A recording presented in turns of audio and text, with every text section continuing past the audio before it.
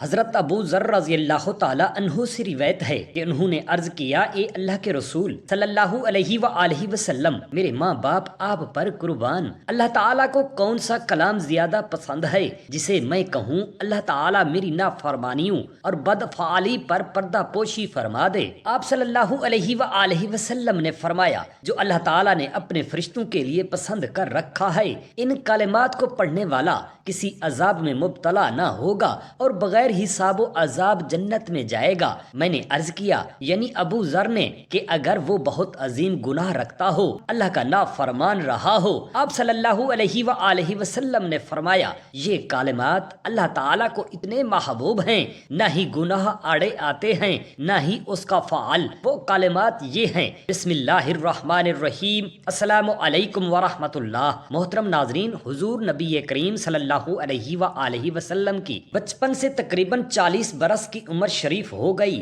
لیکن زمانہ جاہلیت کے ماحول میں رہنے کے باوجود تمام مشرکانہ رسوم اور جاہلانہ اعتبار سے ہمیشہ آپ صلی اللہ علیہ وسلم کا دامن عصمت پاک ہی رہا۔ مکہ شرک و بت پرستی کا سب سے بڑا مرکز تھا۔ خود خانہ کعبہ میں 360 بتوں کی پوجا ہوتی تھی۔ آپ صلی اللہ علیہ وآلہ وسلم کے خاندان والے ہی کعبہ کے متولی اور سجادہ نشین تھے، لیکن اس کے باوجود آپ صلی اللہ علیہ وسلم نے کبھی بھی بتوں کے آگے سر نہیں جھکایا۔ نزول وحی اور اعلان نبوت سے پہلے بھی آپ صلی اللہ علیہ وسلم کی مقدس زندگی اخلاق و حسنہ اور محاسن افعال کا مجسمہ اور تمام عیوب و نقائص سے پاک و صاف رہی۔ چنانچہ اعلان نبوت کے بعد آپ صلی اللہ علیہ وسلم کے دشمنوں نے انتہائی کوشش کی کہ کوئی ادنا سا عیب یا ذرا سی خلاف تہذیب کوئی بات آپ صلی اللہ علیہ وسلم کی زندگی کے کسی دور میں بھی مل جائے تو اس کو اچھال کر آپ صلی اللہ علیہ وسلم کے وقار پر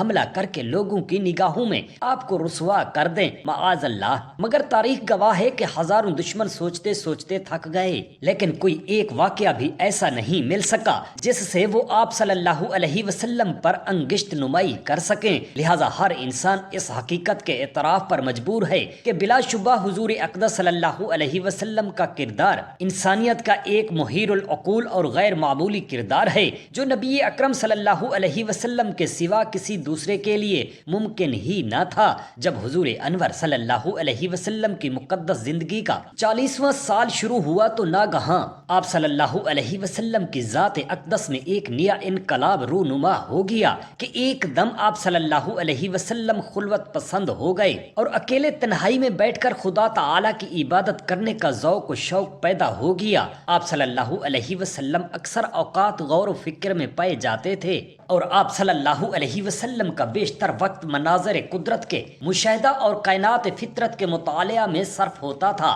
دن رات خالق کائنات کی ذات صفات کے تصور میں مستغرق اور اپنی قوم کے بگڑے ہوئے حالات کے سدھار اور اس کی تدبیروں کی سوچ و بچار میں مصروف رہنے لگے۔ اور ان دنوں میں ایک نئی بات یہ بھی ہو گئی کہ حضور نبی اکرم صلی اللہ علیہ وسلم کو اچھے اچھے خواب نظر آنے لگے اور آپ صلی اللہ علیہ وسلم کا ہر خواب اتنا سچا ہوتا کہ خواب میں جو کچھ دیکھتے اس کی تعبیر صبح صادق کی طرح روشن ہو کر ظاہر ہو جایا کرتی تھی۔ مکہ مکرمہ سے تقریباً 3 میل کی دوری پر جبل ہرا نامی پہاڑ کے اوپر ایک غار یعنی کھوہ ہے، جس کو غار ہرا آپ صلی اللہ علیہ وسلم اکثر کئی دنوں کا کھانا پانی ساتھ لے کر اس غار کے پرسکون ماحول کے اندر خدا تعالی کی عبادت میں مصروف رہا کرتے تھے۔ جب کھانا پانی ختم ہو جاتا تو کبھی خود گھر پر آ کر لے جاتے اور کبھی حضرت بی بی خدیجہ رضی اللہ تعالی عنہا کھانا پانی غار میں پہنچا دیا کرتی تھیں۔ آج بھی یہ نورانی غار اپنی اصلی حالت میں موجود اور زیارت گاہ خلائق ہے۔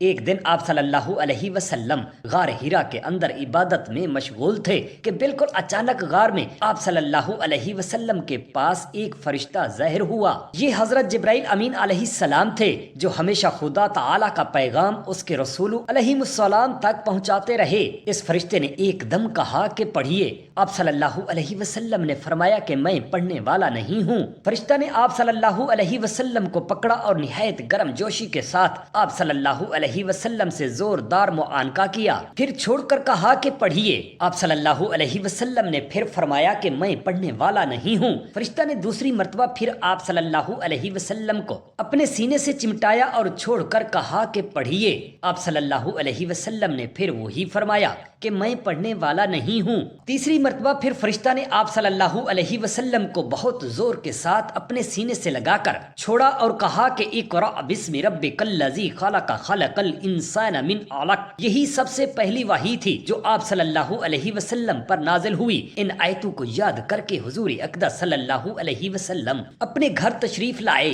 مگر اس واقعہ سے جو بالکل ناگہانی طور پر آپ صلی اللہ علیہ وسلم کو پیش آیا، اس سے آپ صلی اللہ علیہ وسلم کے قلب مبارک پر لرزہ طاری ہو گیا تھا۔ آپ صلی اللہ علیہ وسلم نے گھر والوں سے فرمایا کہ مجھے کملی اڑھاؤ، مجھے کملی اڑھاؤ۔ جب آپ صلی اللہ علیہ وسلم کا خوف دور ہوا تو کچھ سکون محسوس ہوا تو آپ صلی اللہ علیہ وسلم نے حضرت بی بی خدیجہ رضی اللہ تعالی عنہا سے غار میں پیش آنے والا واقعہ بیان کیا اور فرمایا کہ مجھے اپنی جان کا ڈر ہے۔ یہ سن کر حضرت بی بی خدیجہ رضی اللہ تعالی عنہا نے کہا، ہرگز نہیں، آپ صلی اللہ علیہ وسلم کی جان کو کوئی خطرہ نہیں ہے۔ خدا کی قسم، اللہ تعالیٰ کبھی بھی آپ صلی اللہ علیہ وسلم کو رسوا نہیں کرے گا۔ آپ صلی اللہ علیہ وسلم تو رشتہ داروں کے ساتھ بہترین سلوک کرتے ہیں، دوسروں کا بار خود اٹھاتے ہیں، خود کما کما کر مفلسوں اور محتاجوں کو عطا فرماتے ہیں، مسافروں کی مہمان نوازی کرتے ہیں اور حق و انصاف کی خاطر سب کی مصیبتوں اور مشکلات میں کام آتے ہیں۔ اس کے بعد حضرت خدیجہ رضی اللہ تعالی عنہا آپ صلی اللہ علیہ وسلم کو اپنے چچا زاد بھائی ورقہ بن نوفل کے پاس لے گئیں۔ ورقہ ان لوگوں میں سے تھے جو موحد تھے اور اہل مکہ کے شرک و بت پرستی سے بیزار ہو کر نصرانی ہو گئے تھے اور انجیل کا عبرانی زبان سے عربی میں ترجمہ کیا کرتے تھے، بہت بوڑھے اور نابینا ہو چکے تھے۔ حضرت خدیجہ رضی اللہ تعالی عنہا نے ان سے کہا کہ بھائی جان، آپ اپنے بھتیجے کی بات سنیے۔ ورقہ بن نوفل نے کہا کہ بتائیے، آپ نے کیا دیکھا ہے؟ حضور اقدس صلی اللہ علیہ وسلم نے غار ہرا کا پورا واقعہ بیان فرمایا۔ یہ سن کر ورقہ بن نوفل نے کہا کہ یہ تو وہی فرشتہ ہے جس کو اللہ تعالی نے حضرت موسیٰ علیہ السلام کے پاس بھیجا تھا۔ پھر ورقہ بن نوفل کہنے لگے کہ کاش میں آپ صلی اللہ علیہ وسلم کے اعلان نبوت کے زمانے میں تندرست و جوان ہوتا، کاش میں اس وقت تک زندہ رہتا جب آپ کی قوم آپ کو مکہ سے باہر نکالے گی۔ یہ سن کر حضور اقدس صلی اللہ علیہ وسلم نے تعجب سے فرمایا کہ کیا مکہ والے مجھے مکہ سے نکال دیں گے؟ تو ورقہ بن نوفل نے کہا جی ہاں، جو شخص بھی آپ صلی اللہ علیہ وسلم کی طرح نبوت لے کر آیا، لوگ اس کے ساتھ دشمنی پر کمر بستہ ہو گئے۔ اس کے بعد کچھ دنوں تک وحی اترنے کا سلسلہ بند ہو گیا اور حضور اقدس صلی اللہ علیہ وسلم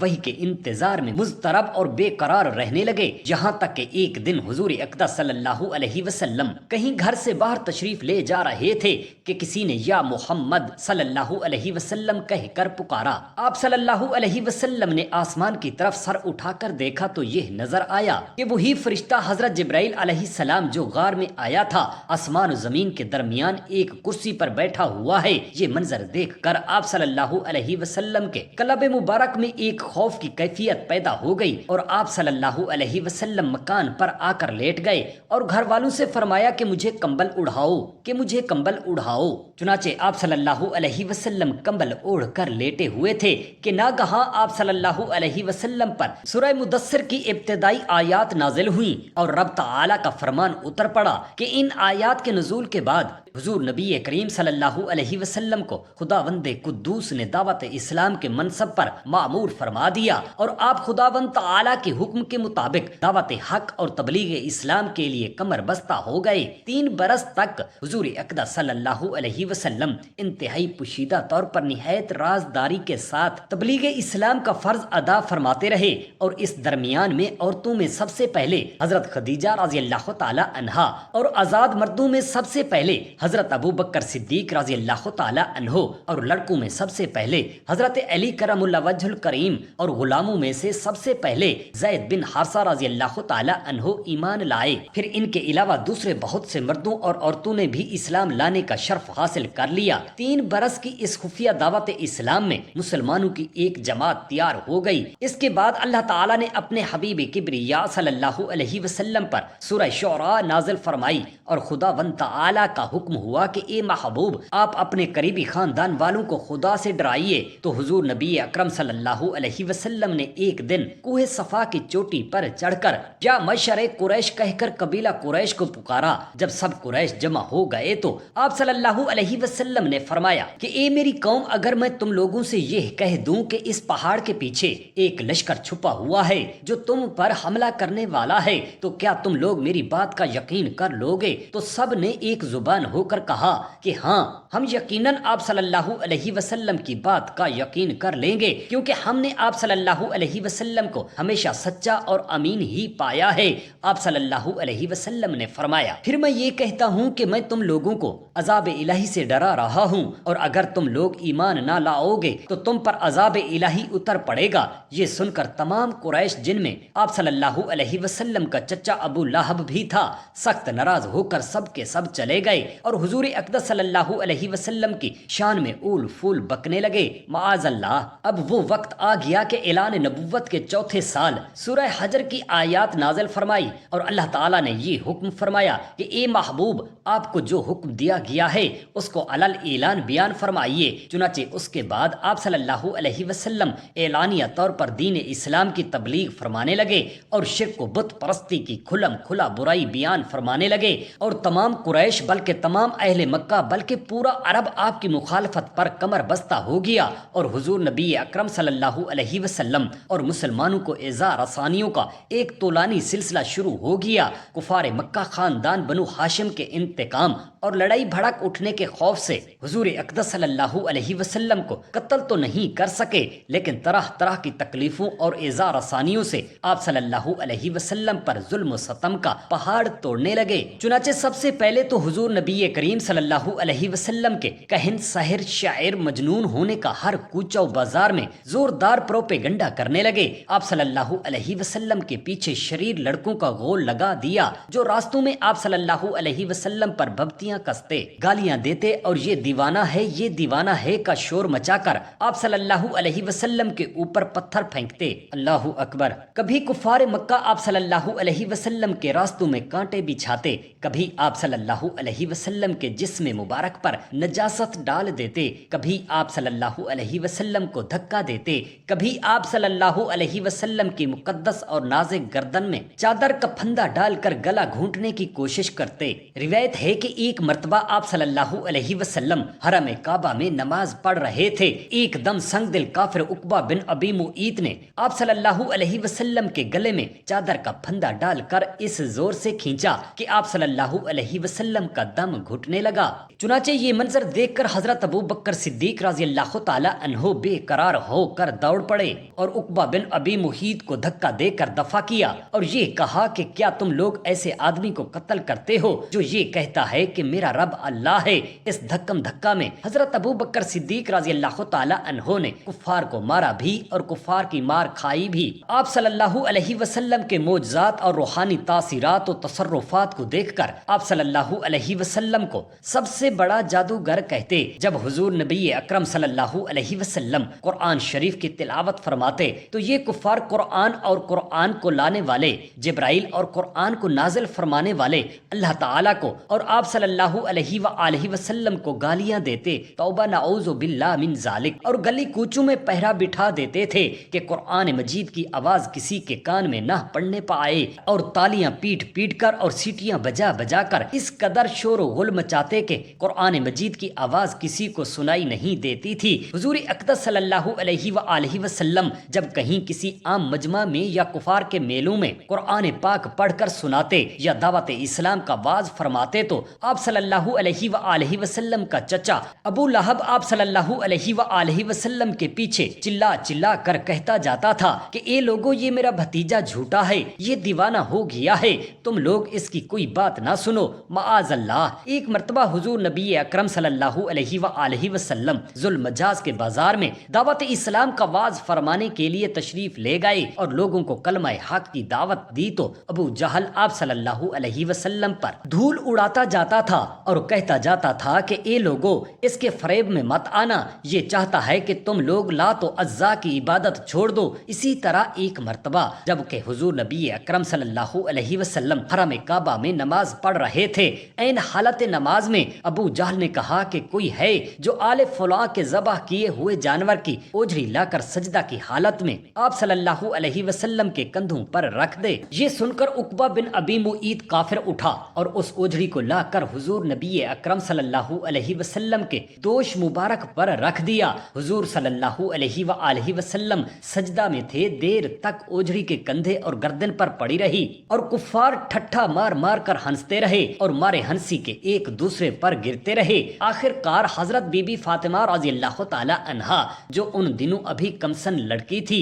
آئیں اور ان کافروں کو برا بھلا کہتے ہوئے اس اوجھڑی کو آپ صلی اللہ علیہ وسلم کے دوش مبارک سے ہٹا دیا۔ حضور اقدس صلی اللہ علیہ وسلم کے قلب مبارک پر قریش کی اس شرارت سے انتہائی صدمہ گزرا اور نماز سے فارغ ہو کر 3 مرتبہ یہ دعا مانگی کہ یعنی اے اللہ تعالی، تو قریش کو اپنی گرفت میں پکڑ لے۔ پھر ابو جہل، عتبہ بن ربیعہ، شیبہ بن ربیعہ، ولید بن عتبہ، امیہ بن خلف، امارہ بن ولید کا نام لے کر دعا مانگی کہ الہی تو ان لوگوں کو اپنی گرفت میں لے لے۔ حضرت عبداللہ بن مسعود رضی اللہ تعالی عنہ فرماتے ہیں، خدا کی قسم میں نے ان سب کافروں کو جنگ بدر کے دن دیکھا کہ ان کی لاشیں زمین پر پڑی ہوئی ہیں، پھر ان سب کفار کی لاشوں کو نہایت ذلت کے ساتھ گھسیٹ کر بدر کے ایک گڑھے میں ڈال دیا گیا اور حضور اقدس صلی اللہ علیہ وآلہ وسلم نے فرمایا کہ ان گڑھے والوں پر خدا تعالی کی لعنت ہو، بے شمار لعنت۔ حضور اقدس صلی اللہ علیہ وآلہ وسلم کے ساتھ ساتھ غریب مسلمانوں پر بھی کفار مکہ نے ایسے ظلم و ستم کے پہاڑ توڑے کہ مکہ کی زمین بلبلا اٹھی۔ یہ آسمان تھا کہ کفار مکہ ان مسلمانوں کو قتل کر ڈالتے، مگر اس سے ان کافروں کے جوش و انتقام کا نشہ نہیں اتر سکتا تھا، کیونکہ کفار اس بات میں اپنی شان سمجھتے تھے کہ ان مسلمانوں کو اتنا ستاؤ کہ وہ اسلام چھوڑ کر پھر شرک و بت پرستی کرنے لگیں۔ اس لیے قتل کر دینے کی بجائے کفار مکہ مسلمانوں کو طرح طرح کی سزاؤں اور اظہار آسانیوں کے ساتھ ستاتے تھے، مگر خدا کی قسم توحید کے ان پروانوں نے اپنے استقلال و استقامت کا وہ منظر پیش کر دیا کہ پہاڑوں کی چوٹیاں سر اٹھا اٹھا کر حیرت کے ساتھ ان بلا قشاں اسلام کے جذبہ استقامت کا نظارہ کرتی رہیں۔ سنگ دل، بے رحم اور درندہ صفت کافروں نے ان غریب و بے کس مسلمانوں پر جبر و اکراہ اور ظلم و ستم کا کوئی دقیقہ باقی نہ چھوڑا، مگر ایک مسلمان کے پائے استقامت میں بھی ذرا برابر تزلزل نہیں پیدا ہوا اور ایک مسلمان کا بچہ بھی اسلام سے منہ پھیر کر کافر و مرتد نہیں ہوا۔ مظالم ڈھائے اور ایسے روح فرسا اور جاں سوز عذابوں میں مبتلا کیا کہ اگر ان مسلمانوں کی جگہ پہاڑ بھی ہوتا تو شاید ڈگمگانے لگتا۔ صحرائے عرب کی تیز دھوپ میں جبکہ وہاں کی ریت کے ذرات تنور کی طرح گرم ہو جاتے، ان مسلمانوں کی پشت کو کوڑوں کی مار سے زخمی کر کے اسی جلتی ہوئی ریت پر پیٹ کے بل لٹاتے اور ان کے سینوں پر اتنا بھاری پتھر رکھ دیتے کہ وہ کروٹ نہ بدلنے پائیں۔ لوہے کو آگ میں گرم کر کے ان سے ان مسلمانوں کے جسموں کو داغتے، پانی میں ان کو اس قدر ڈبکیاں دیتے کہ ان کا دم گھٹنے لگتا، چٹائیوں میں ان مسلمانوں کو لپیٹ کر ان کی ناکوں میں دھواں دیتے جس سے سانس لینا دشوار ہو جاتا اور وہ قرب و بے چینی سے بدحواس ہو جاتے۔ حضرت خباب رضی اللہ تعالی عنہ اس زمانے میں اسلام لائے جب حضور نبی کریم صلی اللہ تعالی علیہ وآلہ وسلم حضرت ارقم بن ابو ارقم رضی اللہ تعالی عنہ کے گھر میں مقیم تھے اور صرف چند ہی آدمی مسلمان ہوئے تھے۔ قریش نے ان کو بے حد ستایا، یہاں تک کہ کوئلے کے انگاروں پر ان کو چت لٹایا اور ایک شخص ان کے سینے پر پاؤں رکھ کر کھڑا رہا، یہاں تک کہ ان کی پیٹھ کی چربی اور رطوبت سے انگارے بجھ گئے۔ برسوں کے بعد جب حضرت خباب رضی اللہ تعالی عنہ نے یہ واقعہ حضرت امیر المؤمنین حضرت عمر فاروق رضی اللہ تعالی عنہ کے سامنے بیان کیا، اپنی پیٹھ کھول کر دکھائی، پوری پیٹھ پر سفید سفید داغ دھبے پڑے ہوئے تھے۔ اس عبرتناک منظر کو دیکھ کر حضرت عمر فاروق رضی اللہ تعالی عنہ کا دل بھر آیا اور وہ رو پڑے۔ حضرت بلال رضی اللہ تعالی عنہ کو امیہ بن خلف کافر کے غلام تھے، ان کی گردن میں رسی باندھ کر کوچہ و بازار میں ان کو گھسیٹا جاتا تھا، ان کی پیٹھ پر لاٹھیاں برسائی جاتی تھیں اور ٹھیک دوپہر کے وقت تیز دھوپ میں گرم گرم ریت پر ان کو لٹا کر اتنا بھاری پتھر ان کی چھاتی پر رکھ دیا جاتا تھا کہ ان کی زبان مبارک باہر نکل آتی تھی۔ امیہ کافر کہتا تھا کہ اسلام سے باز آ جاؤ ورنہ اسی طرح گھٹ گھٹ کر مر جاؤ گے، مگر اس حال میں بھی حضرت بلال رضی اللہ تعالی عنہ کی پیشانی پر بل نہیں آتا تھا، بلکہ زور زور سے آہد آہد کا نعرہ لگاتے تھے اور بلند آواز سے کہتے تھے کہ خدا تعالی ایک ہے، خدا ایک ہے۔ حضرت عمار بن یاسر رضی اللہ تعالی عنہ کو گرم گرم بالوں پر چت لٹا کر کفار قریش اس قدر مارتے تھے کہ یہ بے ہوش ہو جاتے تھے۔ ان کی والدہ محترمہ حضرت بی بی سمیہ رضی اللہ تعالی عنہا کو اسلام لانے کی بنا پر ابو جہل نے ان کی ناف کے نیچے ایسا نیزہ مارا کہ شہید ہو گئیں۔ حضرت عمار رضی اللہ تعالی عنہ کے والد حضرت یاسر رضی اللہ تعالی عنہ بھی کفار مکہ کی مار کھاتے کھاتے شہید ہو گئے۔ حضرت صہیب رومی رضی اللہ تعالی عنہ کو کفار مکہ اس قدر طرح طرح کی اذیتیں دیتے اور ایسی ایسی مار دھاڑ کرتے کہ یہ گھنٹوں بے ہوش رہتے۔ جب یہ ہجرت کرنے لگے تو کفار مکہ نے کہا کہ تم اپنا سارا مال و سامان یہاں چھوڑ کر مدینہ جا سکتے ہو۔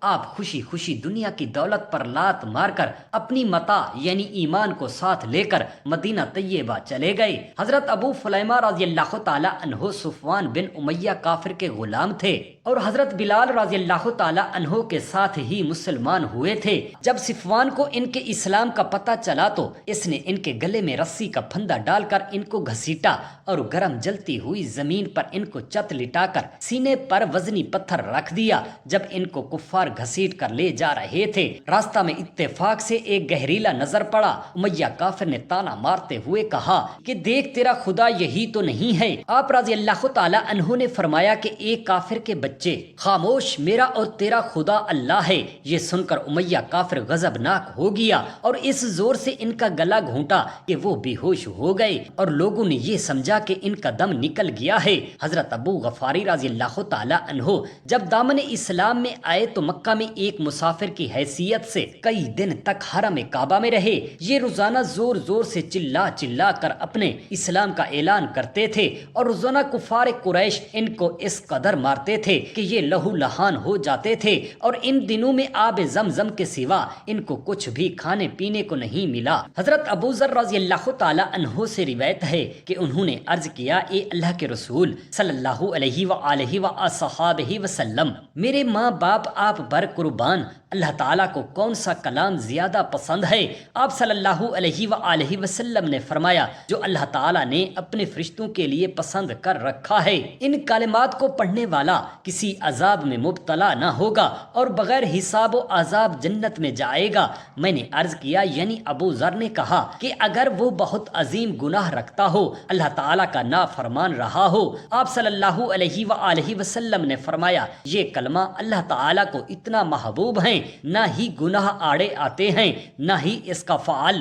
وہ کلمات یہ ہیں، سبحان ربی و بحمدہ، سبحان ربی و بحمدہ۔ واضح رہے کہ کفار مکہ کا یہ سلوک صرف غریبوں اور غلاموں ہی تک محدود نہیں تھا، بلکہ اسلام لانے کے جرم میں بڑے بڑے مالدار اور رئیسوں کو بھی ان ظالموں نے نہیں بخشا۔ حضرت ابو بکر صدیق رضی اللہ تعالی عنہ جو شہر مکہ کے ایک متمول اور ممتاز معززین میں سے تھے، مگر ان کو بھی وہیں حرم کعبہ میں کفار قریش نے اس قدر مارا کہ ان کا سر خون سے لت پت ہو گیا۔ اسی طرح حضرت عثمان غنی رضی اللہ تعالی عنہ جو نہایت مالدار اور صاحب اقتدار تھے، جب یہ مسلمان ہوئے تو غیروں نے نہیں بلکہ خود ان کے چچا نے ان کو رسیوں میں جکڑ کر خوب مارا۔ حضرت زبیر بن العوام رضی اللہ تعالی عنہ بڑے روب اور دبدبا کے آدمی تھے، مگر انہوں نے جب اسلام قبول کیا تو ان کے چچا ان کو چٹائی میں لپیٹ کر ان کی ناک میں دھواں دیتے تھے، جس سے ان کا دم گھٹنے لگتا تھا۔ حضرت عمر فاروق رضی اللہ تعالی عنہ کے چچا زاد بھائی اور بہنوئی حضرت سعید بن زید رضی اللہ تعالی عنہ کتنے جہو اعزاز والے رئیس تھے، مگر جب ان کے اسلام کا حضرت عمر فاروق رضی اللہ تعالی عنہ کو پتہ چلا تو ان کو رسی میں باندھ کر مارا، اور ساتھ ہی حضرت عمر فاروق رضی اللہ تعالی عنہ نے اپنی بہن حضرت بی بی فاطمہ بنت الخطاب رضی اللہ تعالی عنہا کو بھی اس زور سے تھپڑ مارا کہ ان کے کان کے آویزے گر پڑے اور چہرے پر خون بہہ نکلا۔ ایک مرتبہ سرداران قریش حرم کعبہ میں بیٹھے ہوئے یہ سوچنے لگے کہ آخر اتنی تکالیف اور سختیاں برداشت کرنے کے باوجود محمد صلی اللہ علیہ وآلہ وسلم اپنی تبلیغ کیوں بند نہیں کرتے؟ آخر ان کا مقصد کیا ہے؟ ممکن ہے یہ عزت و جاہ یا سرداری و دولت کے خواہاں ہوں۔ چنانچہ سبھوں نے عتبہ بن ربیعہ کو حضور اقدس صلی اللہ علیہ وآلہ وسلم کے پاس بھیجا کہ تم کسی طرح ان کا دلی مقصد معلوم کرو۔ چنانچہ عقبہ تنہائی میں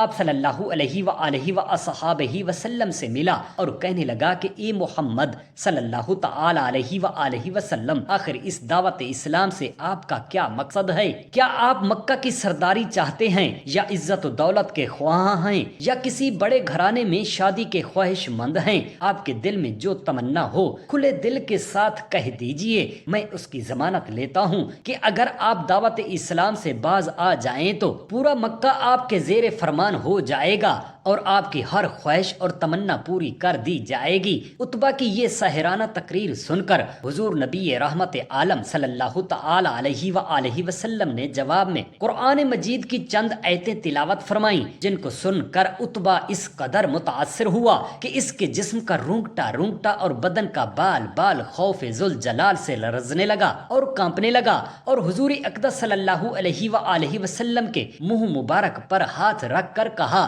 کہ میں آپ کو رشتہ داری کا واسطہ دے کر درخواست کرتا ہوں کہ بس کیجئے، میرا دل اس کلام کی عظمت سے پھٹا جا رہا ہے۔ عتبہ بارگاہ رسالت مآب صلی اللہ علیہ وسلم سے واپس ہوا، مگر اس کے دل کی دنیا میں ایک نیا انقلاب رونما ہو چکا تھا۔ عتبہ ایک بڑا ہی سیر البیان خطیب اور انتہائی فصیح و بلیغ آدمی تھا۔ اس نے واپس لوٹ کر سرداران قریش سے کہہ دیا کہ محمد صلی اللہ تعالی علیہ وآلہ وسلم جو کلام پیش کرتے ہیں وہ نہ جادو ہے، نہ کہانت، نہ شاعری ہے، بلکہ وہ کوئی اور ہی چیز ہے۔ لہٰذا میری رائے ہے کہ تم لوگ ان کو ان کے حال پر چھوڑ دو۔ اگر وہ کامیاب ہو کر سارے عرب پر غالب ہو گئے تو اس میں ہم قریشیوں ہی کی عزت بڑھے گی، ورنہ سارا عرب ان کو خود ہی فنا کر دے گا۔ مگر قریش کے سرکش کافروں نے عتبہ کا یہ مخلصانہ اور مدبرانہ مشورہ نہیں مانا، بلکہ اپنی مخالفت اور اظہار ثانیوں میں اور زیادہ اضافہ کر دیا۔